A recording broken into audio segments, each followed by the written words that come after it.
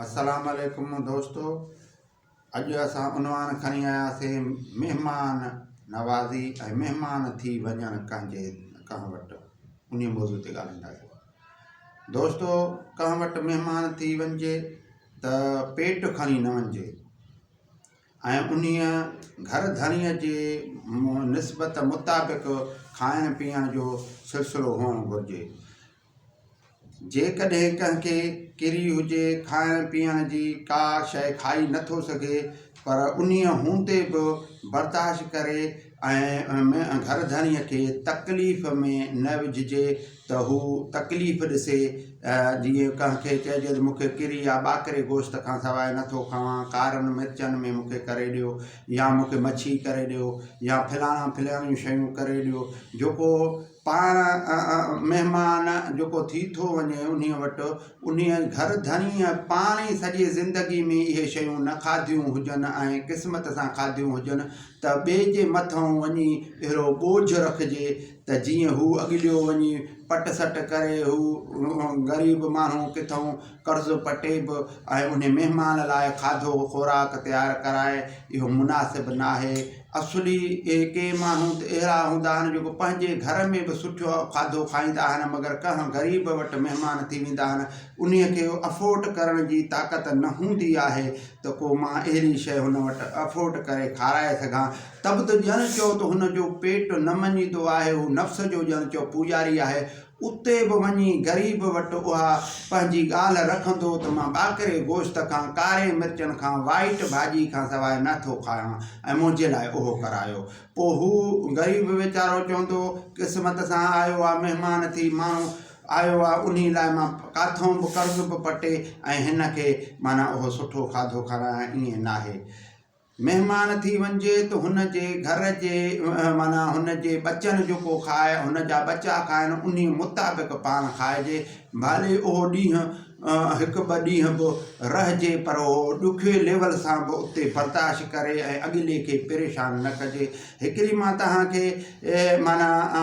या रसूलुल्लाह सल्लल्लाहु अलैहि वसल्लम जी हदीस ॿुधाईंदो हलां त पाण सल्लल्लाहु अलैहि वसल्लम फरमायो त को तव्हां वटि मानी खणी अचे ऐं तव्हांजे आॾो रखे कहिड़ो बि खाधो रखे त उहो खाधे तव्हां खाइण महिल वरी ॿियो को माण्हू अची वञे, हुनजो ॻोठ जो या पसगिरदाई जो कहिड़ो बि माण्हू अची वञे त उन खे उहो महिमान हुनखे सलाह न हणे त तूं मानी खा, भाऊ आयो ई त ही मानी खा। ईअं न आहे। चवणो छो त हुन जेको घर धणीअ वटि उहा कैफ़ियत अलाए हुई, अलाए कहिड़ी हुई, छा ख़बर अहिड़ी हुअसि जो ॿ मानियूं टे तव्हांजे आॾो जेको रखी खाधो सवायो रखी त मन महिमान खाए ड्रॉ करे पोइ वरी बचाए त मुंहिंजा बचा खाइनि ऐं तव्हां वरी महिमान हूंदे बि वरी ॿिए कंहिंखे सलाह कयो ऐं उहे मानी ऐं भाॼी कुल खाई वञनि ऐं हुननि लाइ को शइ न बचे। छा ख़बर हुन जी घर जी कैफ़ियत छा आहे। तंहिं करे मां तव्हांखे इहो ॿुधाईंदो हलां त काफ़ी माण्हू अहिड़ो रवैयो रखंदा आहिनि जो महिमान थी वञी ऐं जीअं हुनखे परेशान कयूं ऐं हुन वटि कुझु चङो चोखो अञा सवायो खाई अचूं, पोइ हू वीचारो उहो काॾूं कर्ज़ खणी तव्हां महिमान लाइ बंदोबस्तु कंदो, महीननि जा महीनो ॿ त हू उन कर्ज़ जे अदायगी में लॻी वेंदो ऐं उहो जेको घर धणी आहे उन ई उहे शयूं न खाधियूं हुन सॼे ज़िंदगी में त उहे पाण ई न खाधई त तव्हांजे लाइ इंतज़ाम काॾूं कंदो। पर हुनखे एतिरो मजबूर कंदा जो हू अॻिलियो दिलि में सोचींदो त काश ही न अचे हा महिमान ऐं ही न अचे हा त बहितर हुयो ऐं अलाह करे वञे त बहितर आहे। सो अहिड़ो पंहिंजो रवैयो न रखो। महिमान थी वञो कंहिं वटि त सुठे लेवल सां थी वञो ऐं उन खे महिमान नवाज़ त असांजी सिंध में हर को महिमान नवाज़ आहे मगर हुनखे एतिरो बोझ ऐं हुनखे एतिरो तंग न कयो जो वञी उते पंहिंजूं फरमाइशूं कयो। मां तव्हांखे हिकिड़ी ॻाल्हि ॿुधाईंदो हलां त के पीर के मीर ऐं के माना पंहिंजो पीर मीर ऐं के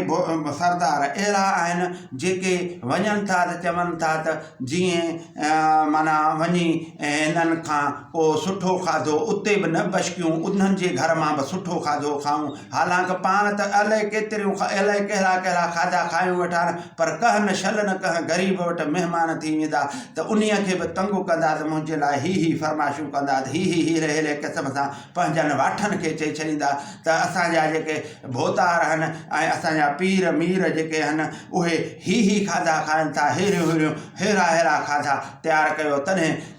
साईं जन खाईंदा न त साईं जन इहे खाधा इहे हल्का फुल्का न खाईंदा पोइ अॻिलनि खे परेशान करे था छॾनि। हाणे मां तव्हांखे हीअ ॻाल्हि असुली जेको ॿुधाइणु चाहियां थो जंहिं दरगाह में आऊं मुरीद थियो आहियां मियां फ़क़ीर रहमतुल्लाह अलैहिस्सलाम जे दरगाह जा मुरीद असां आहियूं त उते साईं जे तव्हां दरगाह में वेंदव त उते जेको गादी नशी मौजूदु आहे त तव्हां जेके बि शयूं चवंदव त मूंखे ही शयूं मुंहिंजे तबियत खे